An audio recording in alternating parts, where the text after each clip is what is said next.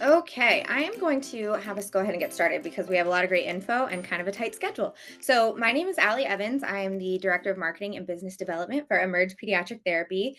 And we have been doing webinars since last fall to talk about some of our unique and exciting offerings that we have at Emerge.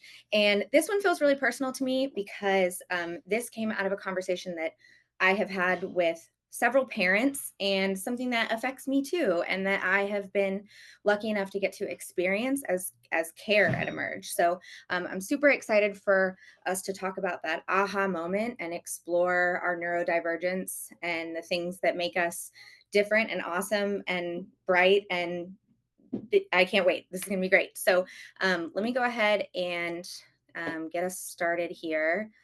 Um, So, first, these would not be possible without a couple of sponsors that have come on board to join us and make this free and possible and offer their support and cheerleading. And we're so grateful for them. So, the first one is Carey Estate Planning. They are North Carolina's trusted estate planning law firm, and they are super proud to support us and our families. They actually came to us with this idea that they were so excited and so passionate about getting on board with the information that we're sharing and how we're supporting our Emerge community and beyond with these webinars. Um, they totally take on a client first approach. They have transparent pricing, team support from start to finish. They pride themselves in offering a really positive experience. Really passionate about tailored planning that best suits you, not just getting something on paper. That sounds a lot like how we do things at Emerge. They have offices in Cary, Raleigh, and Chapel Hill. So if you have questions about planning for the future, need to update current plans, they offer complimentary introductory calls, and you can get that scheduled today. And then our other sponsor is actually a good friend of mine who, again, caught wind of what we were doing with these webinars and wanted to be a part of it. So, Ashley Brackett is a real estate agent in the Triangle. She has been for over 8 years. She grew up in Chapel Hill. I know that because I grew up here with her. And she's just super committed to hard work, listening, following through with her clients. She builds relationships and she maintains those relationships through support and communication and cheerleading, kind of like she wanted to sign up and be part of this with us. So, firsthand, that's true. She's super flexible, super creative, um, totally client first approach, works really diligently to get all of the best things for her clients. So she's protective and promotes best interests throughout the entire buying and selling process. So the easiest way to get in touch with her is just to email her directly and get in touch with Carey Estate Planning on their website, careyestatePlanning.com. So our lovely panel today is a diverse group, kind of representing all of our clinics and different parts of our staff. So, again, I'm Allie. I'm the Director of Marketing and Business Development, and I am lucky enough to collaborate with all of these wonderful women on a regular basis. So, first is Brittany Winslow. She is the owner of Emerge and CEO. I learn from her every single day. I ask her for help every single day. And what she is going to present to you today, she has probably told to me hundreds of times. So I can confirm it's very helpful information. Jessica Presnell is the founder of our sensory-based consulting program. She had been a OT in our Carborough clinic. So she's kind of representing Carborough. And she is going to talk a little bit about her sensory-based consulting, but primarily about how sensory support can work for the whole family and why it's really important to prioritize yourself. And then Erin is a OT in our Cary clinic. She is also the clinical manager, and she is my personal OT. So that's where it's going to get kind of personal, and I can give you firsthand advice on how adult OT can be really, really impactful and important. So I am going to stop talking now, and I am going to turn it over to Brittany. So, Brittany, you're up first. All right. Thanks, Allie. So, really excited about this topic. When you think about Emerge, I would imagine thinking about how we support adults is not the first thing that comes to mind. But really, over the last several years, we've done a tremendous amount around, like Allie said, having conversations with families, helping the families to also they're coming to us because their kid is having some sort of challenge, or we're trying to explore something around helping them to be their best selves on a day-to-day basis, but also they're discovering things that might be parallels to their own lives and how do they support. And so that's always been a part of our model. But more and more what we're doing is really looking at, okay, so let's look at our team. How can we support our team members that might be neurodivergent? How can we just continue to do that, have those conversations, and really just continue to be the best that we can for not only for our clients and our families, but also our team, and then be a model for that outside of Emerge. So also, I have a neurodivergent household. So my kids are neurodivergent. My husband and I are both very busy. So there's a lot of pieces here that I've started to integrate from what I've learned as an OT, but also being a parent and just navigating this for my staff. So a lot of this is really coming from a lot of different places. But what I wanted to start with is just some myths that we currently hear. There's so many that we hear as adults, whether or not you're a parent or not, some things that we should just kind of know, and this is how we should operate as adults. And so I'm going to give you the four that I want to address today, and we're going to debunk them. So, first is you should have it all figured out. Number two, asking for help is a sign of weakness. Three, emotion should be hidden or controlled. And number four, we should sacrifice what is best for us for the sake of our family. So, if any of that is like narratives you've had going on in the back of your mind, I'm excited to debunk some of those for you today. Allie, if you want to progress the slide, I think yep. There you go. Okay, so you should have it all figured out. Absolutely not. I think I always thought my parents had it completely figured out when I was a kid. So that, there's that pressure there. But in reality, we're all humans and we have evolving needs, and we will never arrive at having figured it out. So, collective sigh of relief, we do not have to have it figured out. And some of these pictures here just show some examples from my own life. Like when I was a kid, used to love roller coasters. Like that was super fun. That was really exciting to me. I could go to really loud music events. I could stay up all night and like pull out these all nighters and like be fine the next day. So I am also a human that the way that my body processes sensory information, what my body needs to be its best self has just changed. I have evolved. And so we should not have it all figured out. We are constantly going to need to evolve depending on our life stage, our circumstances. We're going to need new strategies. We're going to need new tools. So, number one, that's okay. And that's how you were designed. So asking for help is a sign of weakness. This is something I have personally had to work on a lot over the course of my life, thinking that, I'm a mom and I need to be there for my kids 100% of the time. I'm a business owner. I have to be 100% in for my business all the time. And I should do this all by myself because that is what we do. So that's just not accurate. So we are taught to be so self-sufficient, but really we were designed to be in collaboration and community with other people and to ask for help and see those as strengths. So that can look very different for people in a lot of different ways. So Allie will probably tell a little bit, towards the end of how she's been using OT to support herself, but that's something that she's been able to realize more being in this community, in this ecosystem, and seeing as a part of Emerge how that's just more normalized. And so being able to, even for me, whether that is, outsourcing someone helping with meals or, whatever types of things that I need, like I don't have to cook all the dinners. I don't have to do all the things. I don't have to do XYZ. Like there are ways that we can support. There's things that we're going to need. There's people who can support us in that journey.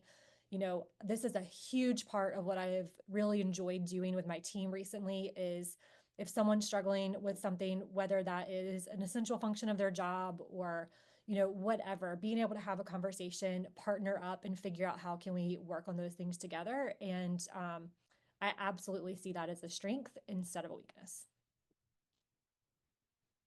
All right, so emotions should be hidden or controlled.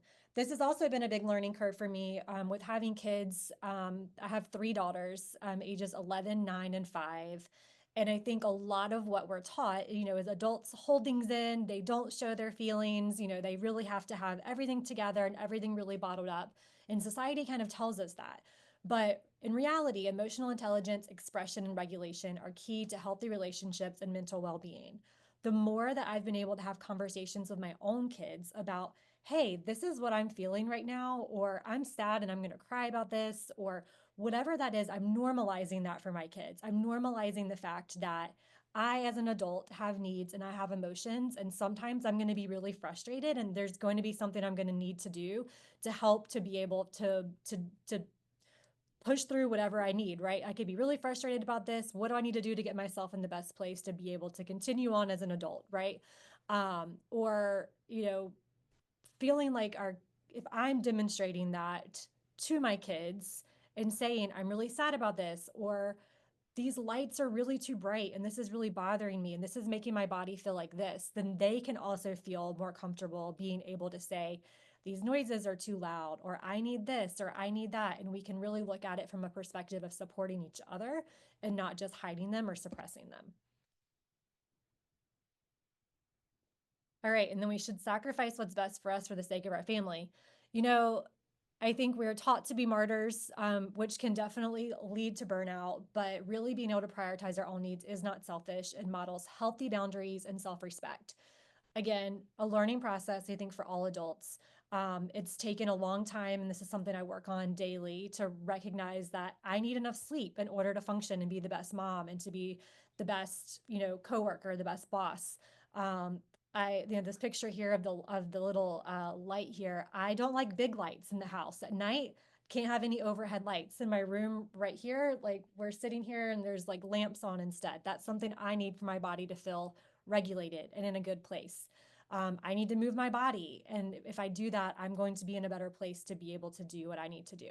So being able to think about what are those things that make you feel in the just right place, and how can you do those things in order to be true to yourself and then also show up well for others. So just throwing this in here quickly, and then I'm going to hand it off to Jess. But one of the things I've been working on the last 6 months or so is out of a um, understanding that as my kids are getting older, they have a lot of activities, they have a lot of things that they need to do. I needed them to be a little more independent. And again, also, we have a neurodivergent household. So, how do we do this? How do we build this traditional checklist and things like this adorable little one on the right?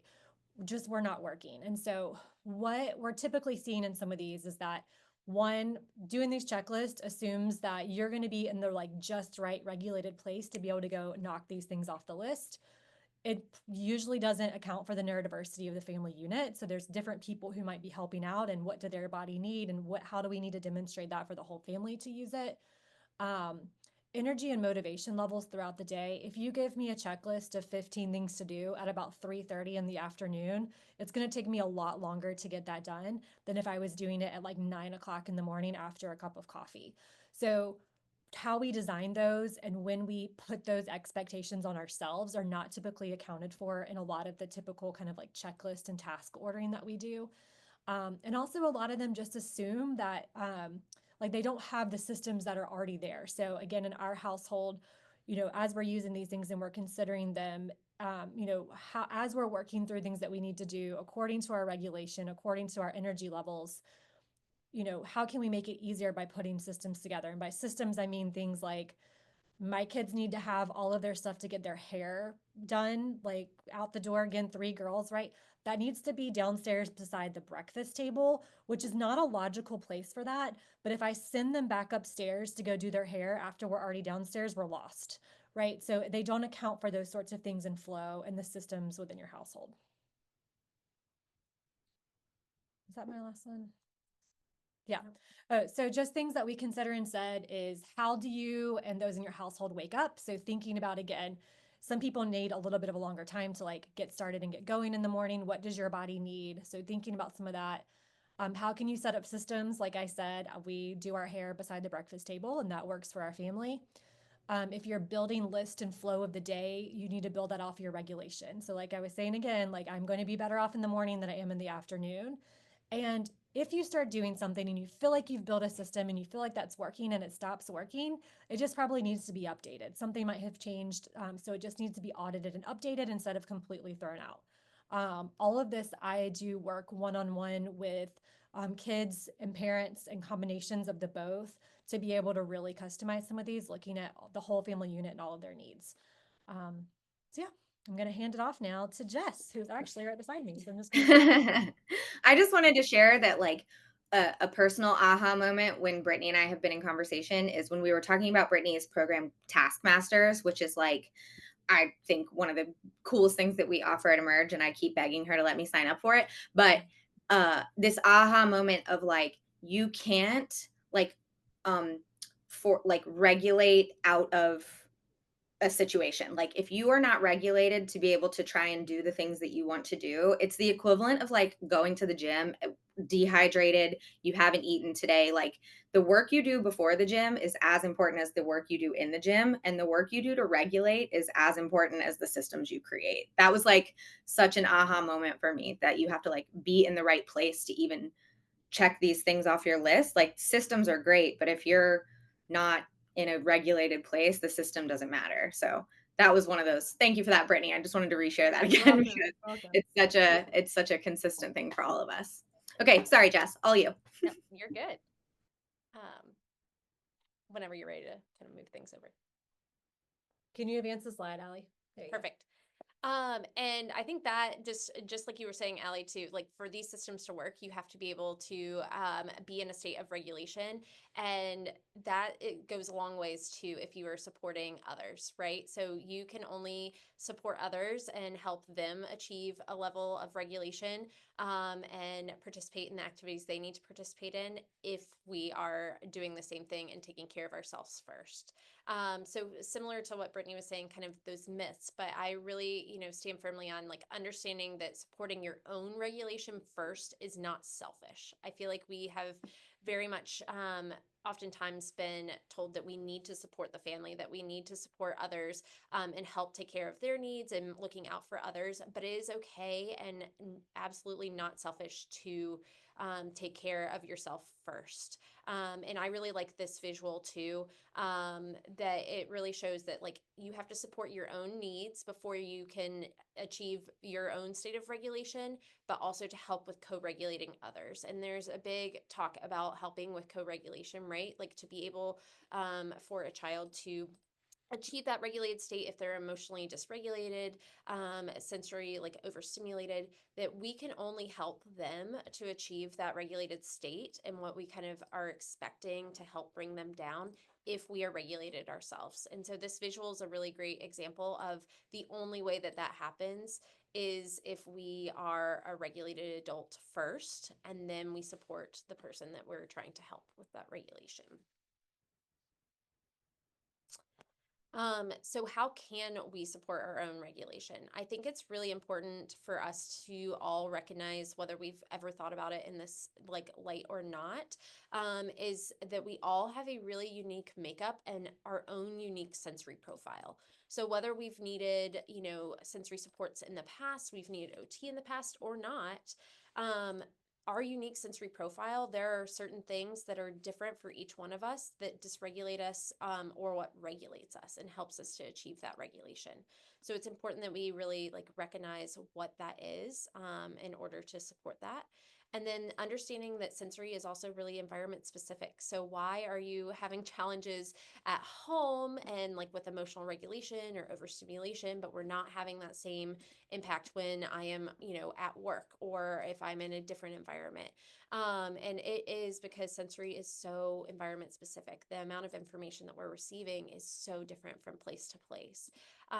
So that being said, those supports are going to look different in each one of those places. It also may look different in each stage of life that we're in. And so we may not have needed those supports when it was just us supporting ourselves, but when we have had created systems, strategies that help within our parameters to achieve, a regulated state, be able to participate in the things that we need to participate in. But say we have a family now or a spouse or just others that we're like around in a work environment, and that might look very different, right? You're receiving different types of sensory input. You may be working alongside somebody who has a very different sensory profile, and they are seeking different types of input that are really, overstimulating to you. And so those supports and those strategies might need to look different depending on that stage of life. So, as far as what to consider, so questions to ask yourself when you are focusing on your own regulation. Again, taking that step of focusing on yourself first before you can help others. So, what is going on in the environment? What is the environment like? Who's around? What is just going on in that situation? And then, what type of input is my body having to process in that moment? And what is it having to respond to? So, again, that environment might look very different if I am by myself working on my computer from home with nobody around than it does in the afternoon when I have both of my kids home.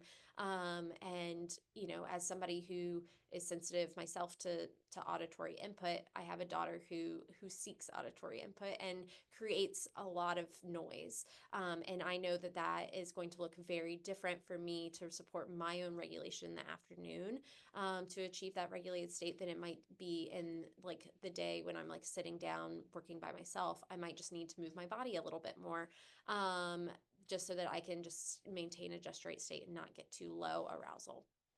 Um, what does, my unique sensory profile say about how I process this type of input? And I think that's something that we often do is like we recognize that we're overstimulated, but we are not recognizing why we're overstimulated or why we're dysregulated. What does my body need in this moment to help achieve that? And then what specific supports, sensory supports or strategies can I implement in that moment to return to that regulated state?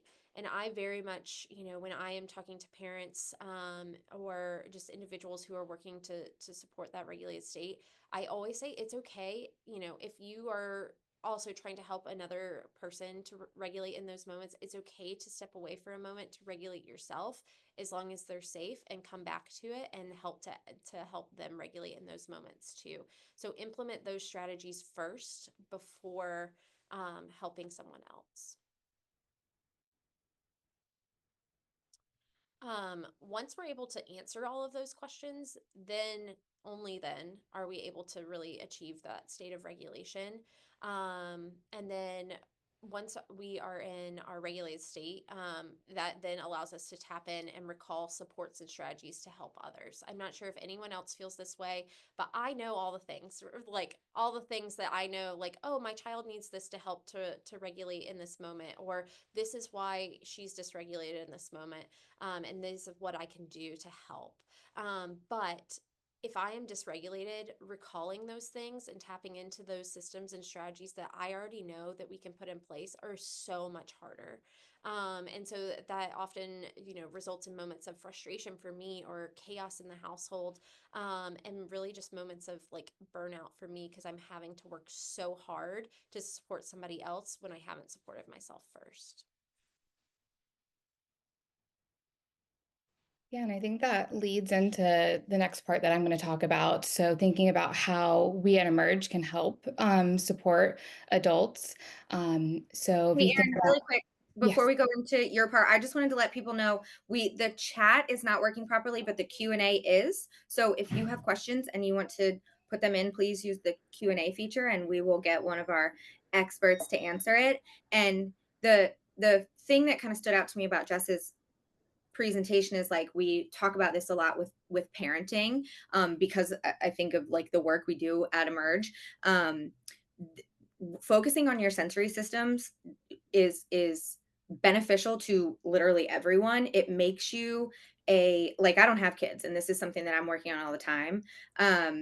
But your colleagues will notice, your partner will notice, your family will notice. Like when you are a more regulated person, it's not just about being able to pass that regulation on to someone else. It's really about like how you're feeling fulfilled and how you're navigating the world. And I think that is what I'm really excited for you to talk about, Erin, is like how, once we establish this care for ourselves, how it really does like reflect onto everyone around us. yeah. Yes, definitely. So I think Brittany touched on at the beginning that Emerge or a pediatric clinic, like how can we help support adults? And, worked in pediatrics for 11 years, and I didn't really think I would ever be working with adults. I thought I would be solely focused in pediatrics. But the more I realized that, we have adults who are getting later in life diagnoses, ADHD, autism, and wanting support and not really knowing where to get it. And pediatric setting is best suited for that because our therapists have that specialization in sensory processing and working on executive functioning skills. Executive functioning skills are those higher level cognitive skills that we need to help like regulate and coordinate our cognitive abilities and behaviors. So think about like planning, organizing, problem solving, managing those everyday tasks. So our therapists have all of that training that we use with our pediatric clients, then we can relate to our adult clients as well. And we work a lot with building sensory strategies and tools that we can then adapt to adults as well. So who could benefit from occupational therapy services? So adults with challenges with sensory processing, emotional regulation, executive functioning skills. I've worked with college students who are working to manage the different demands in the classroom setting, whether it be sensory demands of a large classroom or campus, or managing all of those executive functioning skills needed to manage the tasks that we do day to day. So managing our assignments when we get to an area where there's less guidance and more independence in those areas. And also working with a lot of young adults and adults in the workforce. I've worked with adults who own their own companies or working remotely and thinking about how we can best support and organize and make sure they're regulated throughout their day, give them strategies to complete those day-to-day tasks, as well as parents. So a lot of parents come to us after their child gets in for OT and they're like, oh, like I also need support with these areas, or like my child's sensory needs kind of are opposite of mine. Like how can I maintain that regulation? So those are the types of adults that we can help support with. A little bit about what the evaluation process looks like. I've done it virtually, in person. We have sensory questionnaires that we send out, executive functioning questionnaires, and then a lot of the evaluation that's done in that moment is a lot of interview, information gathering, talking through the challenges throughout the day, what the day-to-day looks like, our sensory needs. We can also do like sensory clinical observations if we're doing it in person, as well as reflex testing. And then you get a detailed report that's going to go through all of that. So when we talked about, like Jess talked about, like thinking about our sensory needs, we're going to go through each of your sensory systems. We're going to identify how you're processing that input. Is it something you're more sensitive to? Is it something you need more input of? And that will help guide us to what strategies we can help you implement throughout your day-to-day. And then what our sessions look like. So it's very individualized. I have clients that come into the clinic. We have some rooms that have bigger tables, not child size, so we can all sit comfortably. Sometimes we sit on the floor. Allie and I just did that the last week. We just found a room and sat on the floor and got comfortable there. Some parents or adults choose to do virtual just because with their job, it's easier for them just to hop on virtually. And then it's going to be tailored to what they're looking for. A lot of times we just go into it and it just like starts with a check-in, what's gone well, what's been challenging the past couple weeks. And then going from there, we do a lot of thinking about sensory strategies. We talk about sensory diets with children a lot and like coming up with those sensory strategies to incorporate throughout your day-to-day to help maintain your regulation, and implementing those things before you get to a time where you're dysregulated. So we spend time exploring what strategies work well for you and your sensory system, as well as your routine. We don't want to add in like 10 more steps to what you're already doing. So thinking about what we can easily add into your routine to help you maintain that regulation. And then a lot of real life executive functioning activities. Just this past week, I was working with a client and we were, talking about a project that he had and breaking that down. And next time we see him, he's going to bring that project with him and we're going to start from the beginning and figure out what's the best way to organize that project. So then he can replicate that for the next one that comes in. Do a lot of like morning and evening routine development. So thinking about what's going well, what's not, what can we change around. A lot of times I'll have people go home and time things, like see how long it actually takes them and then how much time they're giving themselves to do it. Are we doing it efficiently? Is it taking a lot longer than it should? Or what can we do to change that? Those are just some of the areas that we work on. And then just some simple things that you guys can take away from this to try at home. I think loops are a good suggestion that a lot of people benefit from. They're like noise reducing headphones that go like right into your ear. So you don't cancel out all of the noise. So if you're a parent, you don't want to wear noise canceling headphones if you're around your kids. So this just reduces that sound. Heavy work activities. So thinking about things that kind of get your body moving and working your muscles. So these could be, things that you're already doing probably, like different workouts, yoga, house chores, like things like that are involved using your muscles a lot. Like weighted lap pads or blankets. Sometimes we'll explore different like fidgets and resistive things with our hands to do, especially if we're at work or in a classroom and we need something to help maintain that regulation and attention.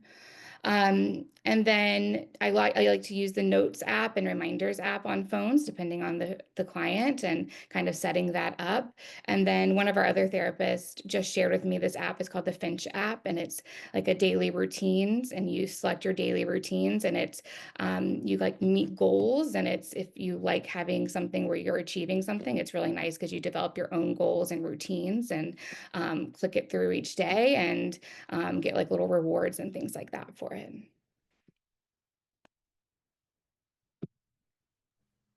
Cool. Thank you so much, Erin. Yeah. So again, like I said, Erin has actually been helping me through OT, and I joined the Emerge team last summer, and I had a pretty varied background, but what I allowed myself to learn when I came to Emerge is that there is no support too big or too small that you can ask for. I think I really relate to like Brittany's myths that we were debunking, this idea that we're supposed to have it all together. And part of like, professional success is making it all look really easy. And I think the biggest gift that it has given me as an adult doing OT is you don't have to have it all together to feel successful. It actually feels really successful to admit that no one does, and be able to identify the places that you need help, and you feel more success and like you achieved something when you acknowledge what you need to work on and you work on that thing and you check something off the list, and it feels really good. So I'm a big cheerleader for OT at Emerge with any of these women, any of our OT team. There is truly something in it for everybody. So yeah, if you want to get started, you can actually just scan this QR code. This will take you to our initial inquiry form, and you can pursue occupational therapy. You can choose the clinic that would work best for you between Cary, Carborough, and Durham. You can also find out about our Taskmasters program that Brittany leads. But either way, you can submit an initial inquiry form, and you'll get connected with someone on our team, and we will point you in the right direction and find you the right fit. And tell you a little bit more. Speaking of, if you want to learn more about any of the things that we talked about today, I know someone asked in the Q&A if we would share the slides. I'm more than happy to do that. This is my contact information, just allie@emergepeds.com. I would love to get you connected and send you down the right path. Like I said, am just such a believer in taking every opportunity that is given to you to feel more fulfilled and feel more like you're taking care of your own needs, and have that not feel really selfish, because it's not. So I'll leave that there for another second just to get down my email. If there's any more Q&As, let me check in here. So we got a question, and this may require some follow-up, but let me read through it and see if someone on our panel wants to take it. Question is being neurodivergent something that a person is born with? It seems like our nearly 4-year-old has shown strong neurodiversity signs in the last year. So wondering if there was anything as parents we could have done to help or even prevent this. I think I am excited about this answer. Yep, Brittany, take it away. All right. So my philosophy on this, you'll see research in this in a lot of different areas. And I would love for Jess or Aaron to also chime in on their perspective. But being neurodivergent is just something that we are born with. That's just a part of us. It is a difference. Like, some people have freckles, some people don't have freckles, right? It's not a bad thing. And honestly, if we start looking at the population as a whole, there's so much that falls under that neurodivergent, like neurodiverse umbrella. It's harder and harder to find like what is truly neurotypical anymore. Like there's a lot of different variety. And I think that's what makes us, there's so many strengths that develop out of that. So just giving a little bit of freedom here to say, and like, there's a lot of guilt, I think, that comes along with, did I do something to make this happen?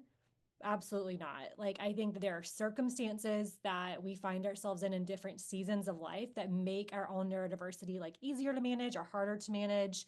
I know if I've had a really stressful day, I would say I am not diagnosed with anything, but like could probably fall under some sort of anxiety bucket, right? So if I've had a really stressful day, I am going to be more sensitive to sounds, to touch, to noises than I am on a day where I've been more regulated. So this is something that we can embrace, and I think we just continue to evolve and to explore what works best for us. And it's something I've had to deal with too. My youngest or my oldest one was diagnosed with dyslexia, anxiety, and ADHD. And for the longest time, I was like, is this something like she hit her head when she was, 6 months old? Like, did this do something, right? I think as parents, there's a lot of guilt that we have, and just want to release you from that of just like this is just everyone is different and unique, um, and it's not something that we did. Anything, Yeah, I think like Brittany mentioned, and kind of that point of like everything's a season of life too. And so you may not have seen things like earlier when the participation or the activities that the child was participating in were something that were like easy or along kind of those strengths. But now that the expectation's a little bit different, at 4 years old, I'm thinking about like we're going to potentially going to preschool, we're out and about around other people, we're exposed to other like sensory experiences, and sometimes we then start to see those challenges come out a little bit more just because of the environment that we're in and the type of input that we're receiving, and our body's having to respond to that. So you may, again, it was something very much of like our unique makeup and how we are, but those times of life are very different depending on that season. So I definitely think, just adding to that what Brittany said. And I'll say too, as a combination kind of piece to that, as parents are starting to discover more things and noticing things in their kids, a conversation that I mentioned in the beginning, but I've had more times than I can count, is sitting down talking with a parent after an evaluation and them saying, well, I dealt with a lot of these same things when I was a kid and I am totally fine.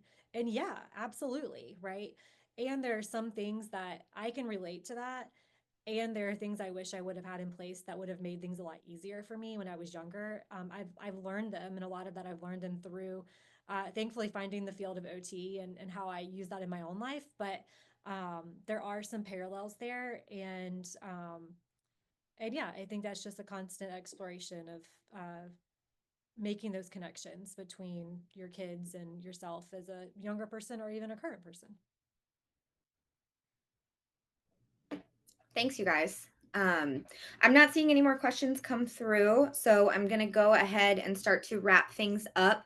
This will be on YouTube starting next week. So if you're watching this live, you can watch it again if you want, or if you're watching it on YouTube, you already know that. This has been so wonderful. All three of you are so helpful and smart, and I just leave every conversation with all of you feeling so informed. And I hope everyone who came today or is watching this later is feeling the same way, because it feels so empowering to get more information about yourself and the families that you're raising, or the partners that you're with, or the people that you're with at work every day. It's just every opportunity to feel more confident and feel like you're totally entitled to prioritize your own care. I think that's so super important. So really grateful for all your expertise. And I can't wait to go back and watch this myself. And yeah, thank you all of you for coming. Thank you to our sponsors, and we'll see you at the next one. Thank you guys so much.